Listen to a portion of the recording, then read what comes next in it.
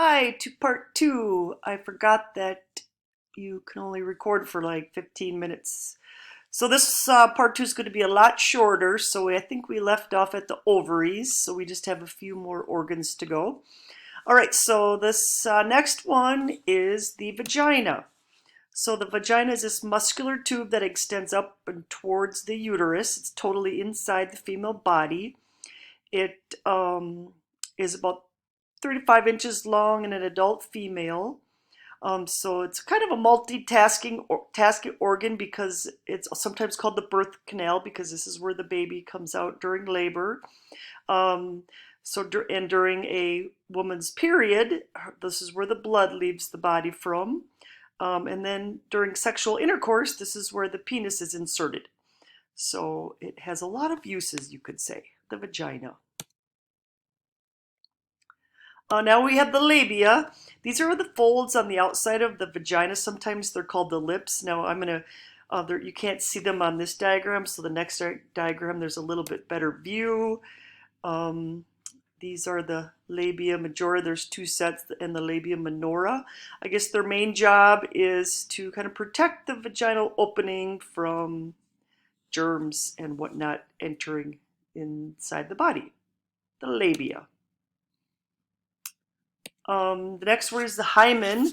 Now this is all females have a hymen, which is just a very, very thin piece of tissue or a membrane that surrounds or partially covers the vaginal opening. This can be ripped or torn a little bit. It doesn't cause any pain. It might cause a little bit of bleeding. This usually rips or tears the first time a female has sexual intercourse. Sometimes it can also be ripped or torn if she inserts a tampon inside her uterus or vagina during her menstrual period, or sometimes even if she's in an accident.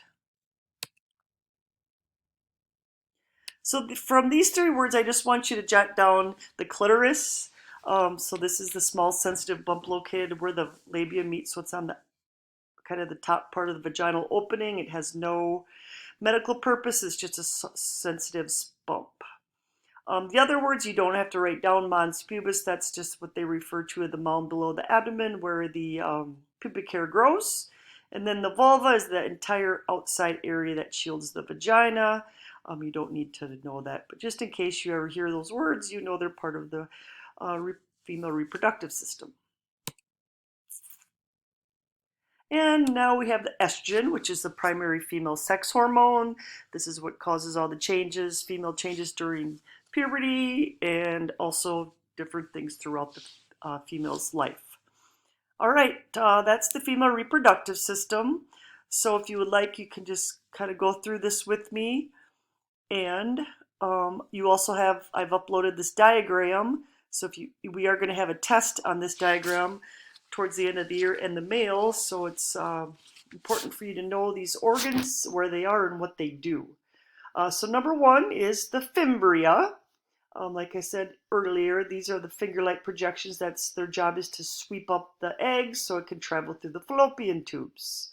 Number two is the ovary. These are two organs that store the eggs. Like I said earlier, these also make estrogen. Number three is the magical tubes, the fallopian tubes. Number four is the uterus.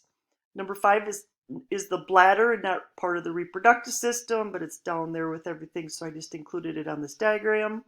Number six, is where the clitoris is.